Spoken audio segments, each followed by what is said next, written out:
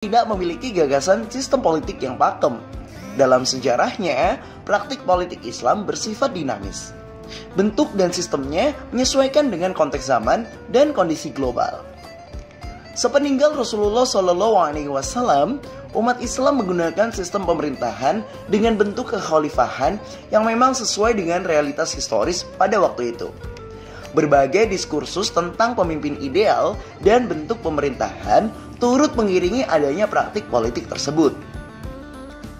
Saat sistem negara bangsa terbentuk, gagasan negara ideal ala Sayyid Qutb dari Mesir hingga Kiai Haji Hashim Asy'ari dari Indonesia, faktanya tidak menampilkan gagasan yang serupa dengan ulama-ulama sebelumnya. Ini menunjukkan bahwa tidak ada landasan yang konkret bagaimana umat Islam harus mengelola negaranya. Semua diserahkan pada dinamika peradaban umat manusia. Artinya, gagasan politik Islam lebih menekankan pada aspek nilai-nilai universal seperti kejujuran, keadilan, kemaslahatan, perdamaian, dan ajaran lainnya yang bisa diterima oleh semua sistem dan bentuk politik peradaban manusia. Masyarakat Muslim Indonesia untuk saat ini bisa menjadi contoh bagi umat Islam di negara lain, baik dalam bentuk praktek politik maupun dalam bentuk gagasan Islam politik. Indonesia dianugerahi dengan banyak ulama yang memiliki pemikiran akomodatif.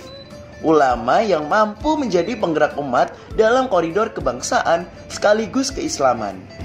Sehingga banyak ulama Indonesia yang memproduksi gagasan politik Islam yang lebih mengedepankan nilai.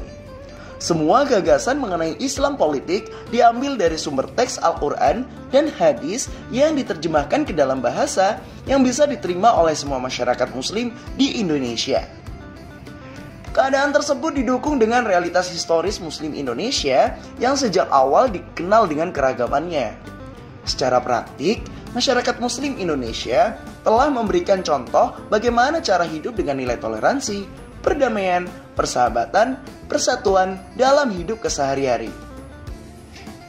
Keragaman agama, suku, dan ras tidak menjadi persoalan apabila nilai Islam yang diterjemahkan mampu diterima oleh semua kalangan. Tidak perlu berwujud formal, cukup substantif asalkan mempresentasikan nilai keislaman. Dalam koridor kebangsaan dan nasionalisme, ulama Nusantara telah memahami adanya identitas lokal yang berbeda dengan agama. Secara akidah, Islam Indonesia sama dengan negara lain. Yang membedakan hanyalah persoalan muamalah, karena masing-masing bangsa memiliki karakteristiknya sendiri.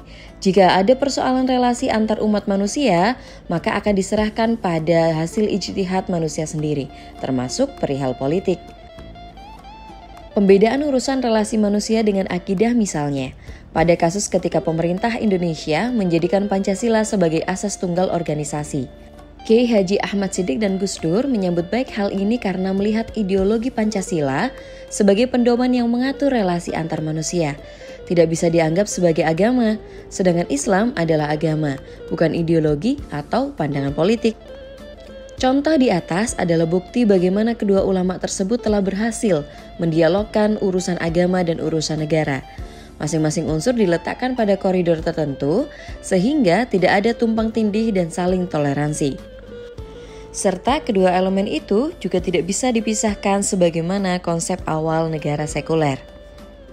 Bung Hatta pernah mengatakan, kalau agama bisa memberikan nilai-nilai filosofis dalam agamanya untuk mengisi nilai kebangsaan, begitu juga negara bisa berkembang dan bertahan apabila ada nilai kuat yang diyakini oleh warga negaranya.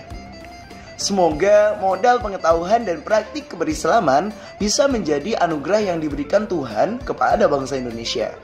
Tatkala umat Islam di luar Indonesia masih ada yang didiskriminasi, masih terjadi konflik karena berbeda pandangan dan pemahaman keagamaan. Umat Islam Indonesia mampu hidup damai antar warga negara meskipun berbeda keyakinan. Jadi, begitu teman-teman. Intinya, gagasan politik yang dibawa Islam lebih mengedepankan nilai-nilai luhur secara universal. Apapun konsep dan model pemerintahan umat manusia, asalkan selaras dengan nilai-nilai luhur yang dibawa oleh Islam, maka tidak akan menjadi masalah. Karena ajaran Islam sendiri tidak pernah mengajarkan satu konsep sistem pemerintahan. Semoga bermanfaat ya. Wassalamualaikum warahmatullahi wabarakatuh. Sampai jumpa.